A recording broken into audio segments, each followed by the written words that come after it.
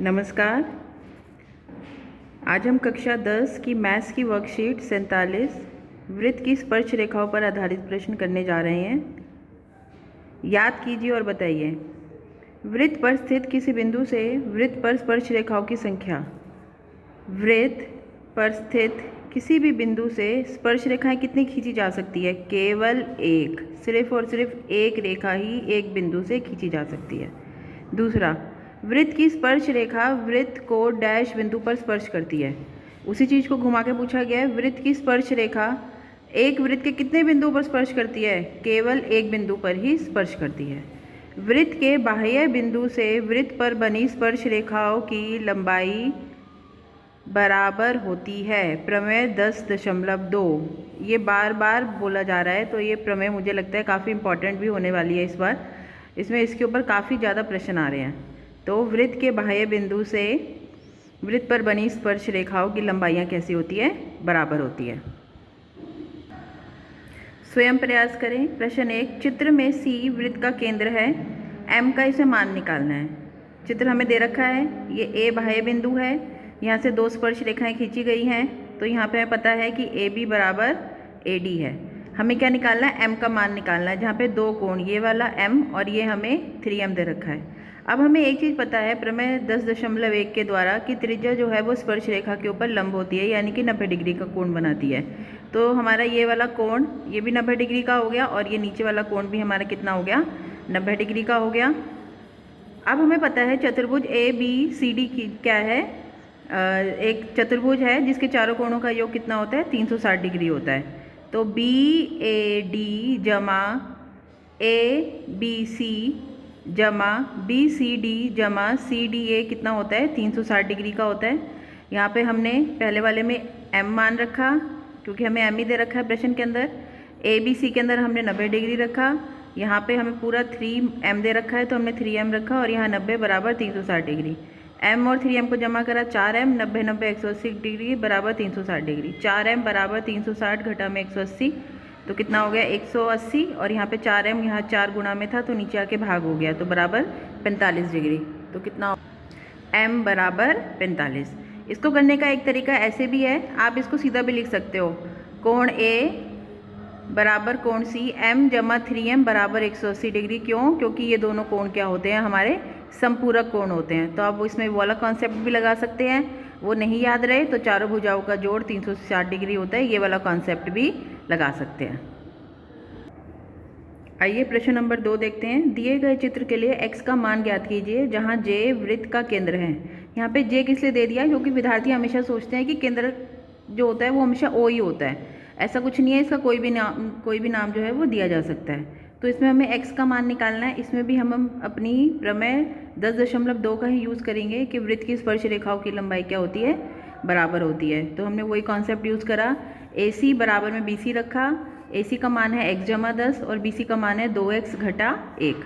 तो यहाँ पे हमारे पास हमने क्या करा? x की वैल्यू को एक तरफ ले गए, और जो हमारी कांस्टेंट वैल्यू थी उनको एक तरफ लिया है। तो 10 और घटा 1 यहाँ के जमा 1 हो गया, और 2x और x यहाँ जमा का था तो यहाँ के घटा हो गया। तो हमें क्या ज्ञात हुआ? 11 बराबर x। प्रश्न नंबर 3, 6 सेंटीमीटर त्रिज्या वाले वृत्त पर दो स्पर्श रेखाएं एक दूसरे के साथ 120 डिग्री का कोण बनाती है। सिद्ध कीजिए कि स्पर्श रेखा की लंबाई 2 वर्गमूल 3 सेंटीमीटर है। माना r कोई बाह्य बिंदु है, यहाँ से हमने दो स्पर्श रेखाएं खींची, PR और QR। अब यहाँ पे बोल रखा है कि दोनों स्पर्श रेखाएं कितने डिग्री का कोण बनाती है? 120 डिग्री का कोण बनाती है। अब हमें इसके अंदर ट्रिग्नोमेट्री का कॉन्सेप्ट यूज़ करना है, जो कि पार्ट 9 के अंदर था। तो इस तरह के क्वेश्चन बेसिकली हॉट्स माने जाते हैं, या 3 से 4 नंबर के अंदर आते हैं, क्योंकि इसके अंदर 2 चैप्टर यूज़ होते हैं। अब हमें ट्रिग्नोमेट्री हम लगाना चाहें, हमें पता है कि ये हमारा समकोण है 90 डिग्री का है, या तो हमें ये कोण पता होना चाहिए इस त्रिभुज के अंदर, या तो ये कोण पता होना चाहिए, या ये वाला कोण पता होना चाहिए। तो लेकिन हमें क्या पता है? हमें तो पूरा पता है 120 डिग्री का। तो ये वाला कोण पता करने के लिए हम क्या करेंगे? इन दोनों त्रिभुजों को सर्वांगसम सिद्ध करेंगे। चलिए आइए सर्वांगसम सिद्ध करते हैं। दोनों त्रिभुज लेते हैं। ये वाला त्रिभुज POR और दूसरा त्रिभुज QOR में कोण 1 बराबर कोण 2 90 डिग्री है प्रमेय 10.1 द्वारा। बार बार बोला गया है त्रिज्या जो है वो स्पर्श रेखा के ऊपर लंब होती है, इसलिए 90 डिग्री और 90 डिग्री हो गए दोनों बराबर। OP बराबर OQ, क्यों? क्योंकि दोनों के दोनों त्रिज्या आएंगे हमारे पास। और OR बराबर OR, दोनों के अंदर कॉमन पार्ट है, उभयनिष्ठ है, तो इससे हमारे पास SSA द्वारा 2 साइड हो गई और एक एंगल द्वारा त्रिभुज POR सर्वांगसम हो गया त्रिभुज OQR से। इसके कारण ये वाला जो कोण है, ये वाला कोण इसके बराबर हो गया, दोनों के दोनों कोण हमारे बराबर हो गए यहाँ पे। तो इसको हम लिख सकते हैं PRO जमा QRO बराबर 120 डिग्री लिख सकते हैं दोनों को जमा करके, या फिर अलग अलग, मैंने यहाँ पे अलग अलग लिखा है, आप जमा करके भी लिख सकते हैं। PRO बराबर QRO बराबर 120/2 बराबर 60 डिग्री। तो हमारे पास ये जो है 60 डिग्री का आ गया। अब हमारे पास त्रिभुज बनता है OPR। अगर हम इस त्रिभुज की बात करें तो यहाँ पे हमारे पास क्या है, ये 90 डिग्री का कोण है, समकोण त्रिभुज। इसमें अब हम ट्रिग्नोमेट्री का कॉन्सेप्ट यूज़ करेंगे, लंब बटे में आधार। तो त्रिज्या जो होती है ये हमारी लंब होती है OP, और ये जो हमारी स्पर्श रेखा होती है ये हमारी होती है आधार। PR बराबर 1060 डिग्री। तो OP हो गया 6 सेंटीमीटर और हमारा PR हो गया, PR हमें निकालना है बराबर में वर्गमूल 3। इसका मतलब PR को हम ऊपर ले गए और वर्गमूल 3 को नीचे ले आए। ठीक है, अब वर्गमूल हमारा जब भी आता है 9वीं कक्षा के अंदर हम पढ़ चुके हैं, हम इसका परिमेयकरण कर देते हैं। तो वर्गमूल 3 है, वर्गमूल 3 से ऊपर नीचे गुणा कर देंगे।